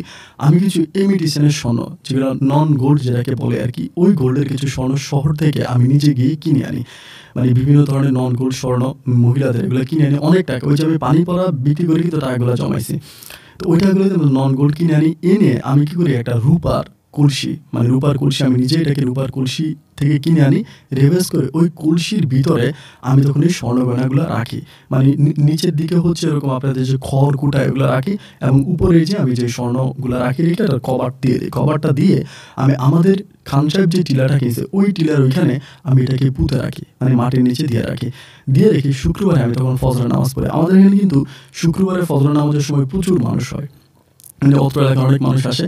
তো নামাজ শেষে আমি সবাই বললাম যে আপনি একটু বসেন, আপনার সাথে আমার কথা আছে। যেহেতু গ্রামের সবাই আমাকে পীর মুর্শিদ হিসাবে মানে বা পীরের মতোই সম্মান টমান করে, এই জন্য বললেন সবাই বসেন, সবার সাথে আমার একটু কথা আছে। পরে বলে কী কথা? আমি বললাম কালকে রাত্রে আমি একটা জিনিস স্বপ্নে দেখলাম, গ্রামবাসীরা বলছে, কালকে রাতে একটা জিনিস স্বপ্নে দেখলাম যে এমন আমাকে একজন রাজা এসে আমাকে তার ৭ রাজার ধনটা দিয়ে গেছে। এমন আমার হাতে দেয় নাই, বাট উনি কোনো একটা জায়গায় এটা রেখে গেছে, আমাকে এটা বলে গেছে। তো আমি জায়গাটাতে একা যেতে চাই না, আপনাদেরকেও সাথে করে নিতে চাই।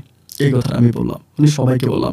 এই জায়গাটি তো খান সাহেব যে ২টা টিলা কিনছে না, ওই টিলার মধ্যে আমি রাখি। তো রাখার পরে সবাই তখন বলে যে, সবাই তো তখন খুবই এক্সাইটেড যে কী ব্যাপার, ৭ রাজার ধন পাইছে, তো বিশাল একটা ব্যাপার। তখন এই গ্রামের সবই মসজিদের মুসল্লিগুলো মিলে আমার সাথে যাইতেছে, এবং যাইতে যাইতে আশেপাশে মানুষকে বলতেছে, পুরো গ্রামের মানুষ তখন একসাথে হয়ে যাবার পরে আমি কিন্তু এটাকে মাটির নিচে পুঁতে উপরে আবার ঘাস খড়কুটো ওগুলো দিয়ে রাখি। পরে আমি বললাম যে এটার নিচেই হচ্ছে ৭ রাজার ধনটা আছে, আপনারা করেন। তো সেখানকার লোক দিয়ে আমি তখন এটাকে করতেছিলাম, করতে ভিতর থেকে তখন তারা কলসিটা পায়। কলসিটা পাওয়ার পর আমি সবাই বলি যে আপনারা সরেন এখান থেকে, আমি এটা আনতেছি। আমি জাস্ট ২-১ জন লোককে দেখাই যে উপরে স্বর্ণগয়নাগুলো নিয়ে আমি একটা লাল কাপড়ে পেয়েছি, এটাকে আমি আমার বাড়িতে নিয়ে আসি। এবং বাড়িতে নিয়ে আসার পরেই এই খবর চলে যায় খান সাহেবের কাছে যে ওনার জায়গার ভিতরে আমি এরকম কলসি পাইছি। খান সাহেব তখন শহর থেকে দৌড়ে এসে আমাকে বলতেছে যে এরকম আপনি আমার জমিনের ভিতরে কলসি পাইছেন, এবং এটা তো আমার, যেহেতু আমার জায়গায় পাইছেন, তার মানে তো এটা আমার কলসি, আমাকে দিয়ে দেন। আমি তখন বললাম, যে জিনিস আমি পাইছি এই জিনিস আপনাকে দেওয়া সম্ভব না, এবং এটা এতই মূল্যবান রত্ন, এটা এতই মূল্যবান সম্পদ যে এটা আপনি বহন করার ক্ষমতা আপনার নাই, আমি আপনাকে এটা দিতে পারবো না। উনি তখন বললাম, আমাকে দিতে পারবেন না, এটা আমার সম্পদ আমাকে দিতেই হবে, এটা আপনি আমার জায়গার ভিতরে পাইছেন, তাহলে এটা দিবেন না কেন? আমি তখন কি করি, কিছু টাকা দিয়ে মানুষকে দান সরকার শুরু করে দিই। যে গ্রামের অনেক মানুষ আছে না, যে তাদের অসহায় গরিব, তাদেরকে আমি টাকা পয়সা দান সরকার করতেছি জাস্ট মানুষের চোখে লাইফলেট হওয়ার জন্য। তো পরে ওইরকম অবস্থানের ভিতরে আমার মা তখন ওনাকে প্রস্তাব পাঠায়, খান সাহেবকে বলে যে দেখেন, আপনার সাথে একটা সহযোগিতা একটা সহমর্মিতা হওয়া ছাড়া তো আমরা আপনাকে জিনিসটা দিতে পারি না, কারণ আপনার জায়গায় পাইছি তা ঠিক আছে, কিন্তু আমার ছেলে পাইছে, এখন আর সে দিবে না। তখন খান সাহেব করে বিভিন্ন লোক দিয়ে আমার উপরে একটা হেনস্থার মতো একটা কিছু করতেছে যে হ্যাঁ ওটা দিতে হবে, ওরকম করে দিতেছে। আমি যখন করলাম কি, পালিয়ে গেলাম, বাড়ি থেকে পালিয়ে গেলাম, লুকিয়ে গেলাম আর কি, পাহাড়ের ভিতরে লুকিয়ে গেলাম। লুকিয়ে আমার আম্মার সাথে যোগাযোগ রাখতেছি, আমার আম্মার সাথে কথাবার্তা বলতেছি, রাতের বেলায় বাড়িতে এসে আম্মার সাথে কথা বলে আবার চলে যায়। আসলে তো কোনো কিছুই পাই না, জাস্ট খান সাহেবের ভিতরে লোভ জাগানোর জন্য। এইবার আমি আমার আম্মাকে দিয়ে খান সাহেবের কাছে প্রস্তাব পাঠাই। আমার আম্মা খান সাহেবের কাছে গিয়ে ডিরেক্টলি বলে যে ঠিক আছে, ওই কলসির অংশ আপনাকেও দেওয়া হবে, তবে বিনিময়ে আপনার মেয়েকে ওর কাছে বিয়ে দিতে হবে। ও আপনার মেয়েকে পছন্দ করছে, যদি মেয়েটাকে আপনি ওর কাছে বিয়ে দেন তাহলে তো সমস্ত কিছু আপনি পাবেন। এক কথায় খান সাহেব তখন আমার কথা রাজি হয়ে গেল, হ্যাঁ কোনো আপত্তি নেই, তাহলে ঠিক আছে, আমি আমার মেয়েকে ওর কাছে বিয়ে দিব, ও যদি ওর সম্পদ আমাকে দেয়। তো আমার আম্মুর কথায় খান সাহেব তখন রাজি হলো। রাজি হওয়ার পরেই আমি তখন কী করলাম, এর বিয়ে করলাম, এই নীলোফারে বিয়ে করি। গোপনীয়তাভাবে খান সাহেবের বাসায় যাই, ওখানে গেলে পারিবারিকভাবে হচ্ছে আমাদের বিয়েটা। আমার আব্বা থাকে, মা থাকে, খান সাহেব থাকে, ওনার ওয়াইফ থাকে, তখন আরও কিছু লোকের মাধ্যমে তখন ওই খান সাহেবের মেয়েকে আমি বিয়ে করে ওকে আমি আমার বাড়িতে নিয়ে আসি।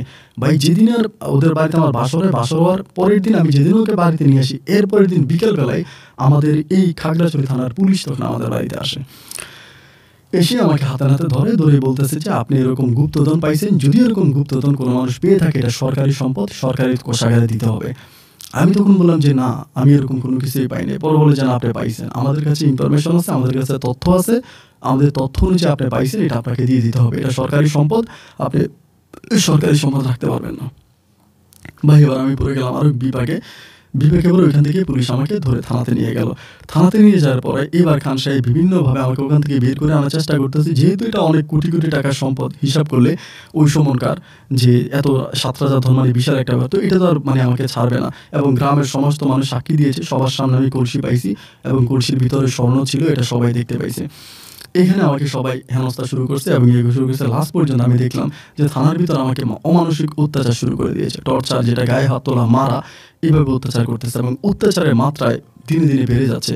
এবং সেখানে কিছু থানার মধ্যে কিছু লোকের ভিতরে জিনিসটা লোভ ঢুকে যায় যে তারা যেভাবেই পারবে আমার কাছ থেকে জিনিসটা উদ্ধার করে যতটুকু সম্ভব হয় তারা থানাতে জমা দিবে এবং বাকিটা তারা মেরে দিবে, ওরকম একটা পরিকল্পনা তাদের। এবং ওই পরিকল্পনার সূত্র ধরে তারা তখন আমার অমানসিক টর্চার, অত্যাচার, মানসিকভাবে আমাকে এরকম করতেছে।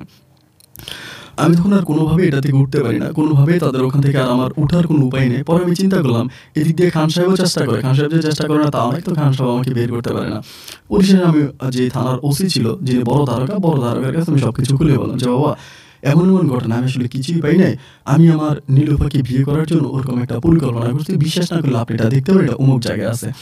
তো যেভাবে বলি এভাবেই উনি যায়, গিয়ে উনি জিনিসটা পায়, পেয়ে নিয়ে আসে। থানাতে এসে দেখে যে হ্যাঁ, সবই ইমিটেশনের, এখানে কোনো কিছুই গোল্ডেন না এবং সব কিছুই হচ্ছে উনি দেখতে পায়। দেখতে পেয়ে উনি আমাকে থানা থেকে ছেড়ে দেয়। উনি বিশ্বাস করে এটা এবং বিশ্বাসের পরে থানা থেকে ছেড়ে দেয়। ছেড়ে দেওয়ার পরে আমি বাড়িতে যাই, কিন্তু বাড়িতে আমি যেদিন যাই এর যাওয়ার আগেই এই খবর খান সাহেবের কানে চলে যায় যে আমি এরকম এগুলাতে একটা চালাকি করছি নীলুফাকে বিয়ে করার জন্য। খান সাহেব, আমি থানা থেকে বাড়িতে যাওয়ার আগে খান সাহেব নীলুফাকে নিয়ে চলে যায় ওদের ওই ইয়েতে, খাগড়াছড়িতে গিয়ে আমার নামে আরেকটা প্রতারণা মামলা করে দেয় এবং মামলা দায়ের করে, কঠিনভাবে মামলা দায়ের করে দেয়, প্রতারণার মামলা দিয়ে দেয় কঠিনভাবে। দেওয়ার পরে এই থানা থেকে বের হওয়ার প্রায় 10-15 দিন পরে পুলিশ আমাকে আবার আমার বাড়ি থেকে আমাকে ধরে নিয়ে যায় ওই খান সাহেবের মামলায়। খান সাহেবও মামলা করে এবং নিজের মেয়েকে বাদী করে তারপরে উনি মামলা করে, মেয়েও নিজেও মামলা করে যে আমি তার সাথে প্রতারণা করেছি। প্রতারণার মামলা তারা দায়ের করে আরও অনেকগুলো ধারা মামলার মধ্যে ঢুকিয়ে দেয়। যেহেতু আমি গরিব মানুষ, আমার তো অত টাকা পয়সা নাই, আর আমি এত আইন আদালত এগুলো ভালো বুঝিও না, এগুলো তারাই বুঝে, তার জন্য তারা মিলে আমার সাথে এই প্রতারণার মামলাটা দিয়ে আমাকে আটকায় দেয়। তখন আমাকে আবার থানাতে পুলিশে ধরে নিয়ে যায়। ধরে নিয়ে গিয়ে এবার পরে আসে আব্বা আম্মা দুজনেই চেষ্টা করতেছে বের করার জন্য, বাট তারা আমার আর কোনোভাবেই বের করতে পারতেছে না। কোনোভাবেই তারা মানে আমাকে আর এই জায়গা থেকে সরাই আনতে পারতেছে না, বেরও করতে পারতেছে না। আমার অবস্থা তখন খুব নাজেহাল। আমি দীর্ঘ 8 মাসের মতো জেলে থাকি এই মামলায়। 8 মাসে জেলে থাকার পরে 8 মাস পরে আমার আব্বা আম্মা এলাকার গণ্যমান্য কিছু লোক আছে তাদেরকে দিয়ে আমাকে তখন ওখান থেকে বের করে আনে। আলহামদুলিল্লাহ বের করে আনার পর আমি তখন উন্মাদ পাগল, মানে খাওয়া দাওয়া করতে পারি না, কোনো কিছু করতে পারি না। এই নীলুফা নীলুফা নীলুফা নীলুফা নীলুফা বলে বলে পাগল, মানে পাগলের মতো রাস্তায় ঘুরতেছি। মানে কোনো কিছুই ভালো লাগে না, যেখানেই যাচ্ছি সেখানেই খালি নীলুফা, যেখানে যাচ্ছি সেখানে খালি নীলুফা। মানে নীলুফা ছাড়া আমার কোনো অস্তিত্ব নাই, কোনো চিন্তা নাই, কোনো ভাবনা নাই, খালি নীলুফার জন্য কান্নাকাটি করতেছি। এরকম করে সময়গুলো কাটতে কাটতে একটা পর্যায়ে নীলুফার বাপে বিয়ে দিয়ে দেয়। আমার থানাতে থাকা অবস্থায়, আমি জেলে থাকা অবস্থায় বিয়ে দিয়ে অন্য জায়গায়। তো যেখানে বিয়ে দেয় সেখানটাও কিন্তু খাগড়াছড়ির মধ্যে এক জায়গা, ওই জায়গায় গিয়ে আমি সবসময় মানে বিরক্ত করতাম, জ্বালাইতাম, করতাম, কোনোভাবেই আমি পারি না। পরে আমি যেহেতু খোনারি করতাম বা কবিরাজ আমি টুকিটাকি করতাম, সেখানে আমার এই খাগড়াছড়ির একটা বড় কবিরাজের সাথে আমার ওই সময় দেখা, সেই সময়টাতে আমি কবিরাজকে বললাম যে আমার এমন এমন ঘটনা। উনি আমাকে বলে যে আপনার ভিতরে অনেক আধ্যাত্মিক ক্ষমতা আছে, আপনি তা আনতে পারবেন। এবার ওই যে আমাদের বাসায়ও থাকা অবস্থায় তার কিছু কাপড় চোপড় আমাদের বাসায় ছিল, যেগুলো দিয়ে, যেটাকে ব্ল্যাক ম্যাজিক বলে, কালো জাদু, আমি তখন তার জন্য কালো জাদু করি এবং ওই কালো জাদু করার 19 দিনের মাথায় নীলুফা তখন ওইখানে পাগলামি শুরু করে, ছটপট শুরু করে। 21 দিনের মাথায় নীলুফা আমার বাড়িতে চলে আসে, এসেও কান্নাকাটি করতে, উন্মাদ পাগল হয়ে গেছে। ওই সময় কিন্তু কালো জাদুর ক্ষমতা ছিল, প্রচুর ক্ষমতা ছিল, দিনে দিনে এগুলো নষ্ট হয়ে যাচ্ছে, কিন্তু ওই সময় ছিল। আমার বাড়িতে চলে আসে, আসার পর আমি নীলুফাকে নিয়ে চলে যাই কবিরাজের সম্মুখীনে ও কবিরাজের কাছে, যেমন কবিরাজ আমাকে যে যে জিনিসগুলো দিয়ে দেয়, তাবিজ তো ওইগুলো ওরা পড়াই দিই। আমি ওর সাথে থাকতে শুরু করি এই পাহাড়ের ভিতরে যে এখানে গর্বা নাই একজন পাগলির নিয়ে সংসার করতেছে। ও কিন্তু পাগলি ছিল, পুরোপুরি পাগলি। উঠতে বললে দাঁড়াইতে বললে উঠতো, খাইতো না ঘুমাইতো না, এই পাগলি, উন্মাদ পাগলামি করে। এইরকম তাবিজ তোমার পড়ায় আমি 1 বছর পর্যন্ত তার সাথে সংসার করি। 1 বছর ও তখন বাচ্চা কনসেপ্ট করে। 1 বছর 4 মাস পরে আমার একটা মেয়ে সন্তান হয় ওর ঘরে। মেয়ে সন্তানটা হয় এবং মেয়ে সন্তানটা হওয়ার পরে আমি ভাবলাম যে হয়তো আমার সংসার করবে বা ভালো হয়ে যাবে, সব কিছু ঠিক হবে। এই মেয়ে সন্তানটা হওয়ার পরে আমি তাকে আমার পরিবারে নিয়ে আসি। এই পরিবারে আনার পরে এই খান সাহেব আবার মেয়ের সাথে যোগাযোগ করে, মেয়ের সাথে কথা বলে কেমনে আমার বাবুটার যখন আবার 1 বছর বয়স হয়, সেই সময় নীলুফাকে আবার খান সাহেব নিয়ে যায়।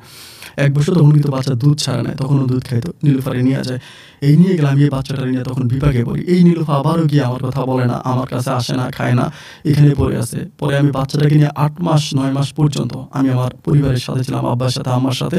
তারা বেশ চেষ্টা করছে আমাকে আবারও বিয়ে করানোর জন্য। তারা বলে বিয়ে কর, এবং বিয়ে করলে তুই এই ধরনের মানে থেকে মুক্তি পাবি, বিয়ে করে ফেলে সব কিছু থেকে রেহাই পাবি, বিয়ে কর। কিন্তু ভাই আমার আর কাউকে বিয়ে করতে ইচ্ছে করতেছে না, যেমনি বিয়েটা কী করবো, যে নীলুফাকে আমি এত ভালোবাসি, এত কিছু যার জন্য কিছু, সেখানে আমি আর অন্য কাউকে বিয়ে করতে পারবো না। এইভাবে 8-9 মাস পরে নীলুফা আবারও, ওর কিন্তু বিয়ে হয় না, ও বিয়ে বসে না, আবার আমার সাথে যোগাযোগ করে, কথাবার্তা বলে এবং চিঠিপত্রের মাধ্যমে কথাবার্তা বলে সে আবারও এখান থেকে আমার কাছে চলে আসে। এবং আসার পরে আমরা তখন পুনরায় আবারও সংসারে দুজনে থাকতে শুরু করি। ভালোভাবেই চলতেছি, ফিরতেছি, কোনো সমস্যা নাই। এবার আমার সাথে আছে ওই যে খান সাহেব। তখন আস্তে আস্তে মেয়ে যেহেতু চলে আসে, আমার ভিতরে আবার ঢুকতে আমাকে বলতেছে, একটা কাজ করেন, আপনি এখানে থেকে কি করবেন, এই পাহাড়ে জঙ্গলে থেকে তো কোনো লাভ নাই, আপনি এই শহরের দিকে চলেন, খাগড়াছড়িতে চলেন, ওইখানে আমি আপনাকে অনেক বড় একজন কবিরাজের শনাক্ত করাবো এবং আমি আপনাকে কবিরাজি বিদ্যাটা দিব, আপনি কবিরাজি করবেন। এই কথা বলে আমাকে উনি তখন বুঝিয়ে শুনে, আমার শ্বশুর খান সাহেব আমাকে তখন এইতে খাগড়াছড়ি শহরে নিয়ে যায়। সেখানে যাওয়ার পর উনি আমার জন্য একটা বৈঠকখানা করে, আমি ওই বৈঠকখানায় বসি।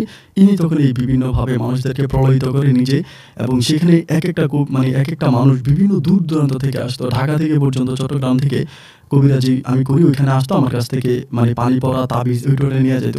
কিন্তু ভাই সত্যিকার অর্থে আমার কোনো ক্ষমতা ছিল না। আমি কিন্তু ওইগুলার কোনো কিছুই ধারস্থ হই নাই, বা কোনো কিছুই আমি জানতামও না, বুঝতামও না, শুনতামও না। ওই সময় কিন্তু নীলুফা আমার খুব পছন্দ করে, আমি নীলুফার অনেক পছন্দ করি, আমাদের সন্তান আছে। এইরকম করে চলতে চলতে চট্টগ্রামের এক মহিলার কাছ থেকে আমার এই শ্বশুর ৯ লক্ষ টাকা নিয়ে যায়। মহিলার সাথে ৯ লক্ষ টাকা নিয়ে যায়। ওই সময় কিন্তু এই টাকার বর্তমান সময়ে কোটি টাকার মতো মূল্য। ৯ লক্ষ টাকা ওই মহিলা দিয়ে দেয় যে তার স্বামী অন্য এক মহিলার সাথে পরকীয়া করে, এবং সেই মহিলার কাছ থেকে স্বামীকে রক্ষা করে আনার জন্য, স্বামীকে নিয়ে আসার জন্য এই মহিলা ওই টাকা আমার শ্বশুরকে দেয়, এবং আমার শ্বশুরকে এমনি ভুলিয়ে ভালিয়ে মহিলার কাছ থেকে টাকা নিয়ে যায়। এবং টাকা নিয়ে গেলে পরে এই টাকা কিন্তু আমি কোনো জায়গায় পাইতাম না, কোনো জায়গায় কিন্তু টাকা আমি পাইতাম না। সব জায়গায় কিন্তু খান সাহেব নিজেই টাকা নিত, উনিই কাজ করতো। আমি জাস্ট আমাকে শু করাইতো। আমার চেহারাটা এমনই অদ্ভুত ছিল যে দেখলেই মানুষ আমাকে ভয় পেয়ে যেত, এবং বুঝতে ওনার ভিতরে কামেল টাইপের কিছু একটা আছে, কিন্তু এরকম কিছু আমার মাঝে ছিল না। যাই হোক, পরিশেষে এই ৯ লাখ টাকার মহিলা তখন কি আবার আমার নামে মামলা দায়ের করে। আর এরই মাঝে কিন্তু আমার শ্বশুর আমাকে দিয়ে লক্ষ লক্ষ টাকা ইনকাম করে ফেলে, লক্ষ লক্ষ টাকা। উনি বান্দরবানে আরও 2টা বাড়ি কিনে, এবং তিনি অনেক টাকার মালিক হয়ে যায়। এই মহিলা আবার মামলা দায়ের করে আমার নামে এবং আমার শ্বশুরের নামে, কিন্তু আমার শ্বশুরের কিছু হয় না। ভুয়া কবিরাজ হিসাবে আমাকে এইবার ৩য়বারের মতো আমাকে পুলিশ আবারও ধরে নিয়ে যায়। এইবার ধরে নিয়ে যাওয়ার পরে আমি টানা 2 বৎসর এই জেলখানায় পড়ে থাকি। 2 বৎসর পরে বের হওয়ার পরে আমি জানতে পারি এই আমার বোন নীলুফারে পুনরায় আবারও আমার এই শ্বশুর আরেক জায়গায় বিয়ে দিয়ে দেয়। আরেক জায়গায় বিয়ে দেয়, এবং নীলুফা যে কীভাবে বিয়ে বসে এটা নীলুফা জানে, নীলুফার আল্লাহ জানে নীলুফা কীভাবে বিয়ে বসে। আমি এই জেলখানা থেকে বের হওয়ার পরে আমার এই মেয়েটাকে নিয়ে আমি আর বিবাহ বন্ধনে আবদ্ধ হইলাম না। আমি সব কিছু ভুলে আমার ওই পাহাড়ে পর্বতে চলে গেলাম। আমি আমার বাপ মার সাথে থাকলাম। আব্বা মারা গেল, আম্মা মারা গেল। আমি কাঠের কাজ করি, কাঠটা আনি, এবং এটা আনি বিভিন্ন ফার্নিচার দোকানে বিক্রি করি। এই করে আজও আমার বয়স এখন অনেক হয়ে গেছে, প্রায় বৃদ্ধ হয়ে গেছি। এখন পর্যন্ত আমি আমার মেয়েটাকে নিয়ে আসি, এবং আপনাদের দোয়ায় আলহামদুলিল্লাহ আমার প্রায় আজকে বছরখানেক হয়েছে আমার মেয়েটাকে আমি বিয়ে দিয়েছি। আমার মেয়ের ঘরে আমার একটা নাতিন আছে। এখন আলহামদুলিল্লাহ ভালো আছে, কিন্তু তার মা আমার আর কোনো খোঁজ খবর নেয় নাই, আমার কাছে আর আসেও নাই। এক আর্মি লোকের কাছে বিয়ে দিছে, ওর কাছেও ভালোই আছে, ওর ওইখানে সন্তান দিছে, তাদেরও বিয়ে শাদী হয়েছে। তো আজ পর্যন্ত আমি নীলুফাকে ভুলতে পারি নাই। নীলুফার স্মৃতি আমাকে অনেক কাঁদায়। আমার পরিবারে আমি এখন খুবই অসহায় একজন মানুষ, মৃত্যুর পথযাত্রী, কখন মারা যায় তার কোনো ঠিক নেই। তো রাত জেগে জেগে পাহাড়ের উপরে বসে বসে আপনার এই গল্পগুলো শুনে ভালো লাগে। আমাদের এলাকার এক বাতিজা হাবিবুর রহমানের সহযোগিতায় আমি আপনার নাম্বারটা জোগাড় করে এবং আপনাকে আমি কথাগুলো বলি। যদি আপনার মনে চায় আপনার গল্পটা প্রচার করতে পারেন। আমি শুনে বৃদ্ধ বয়সে আপনার মুখ থেকে গল্পটা শুনে খুব খুশি হব।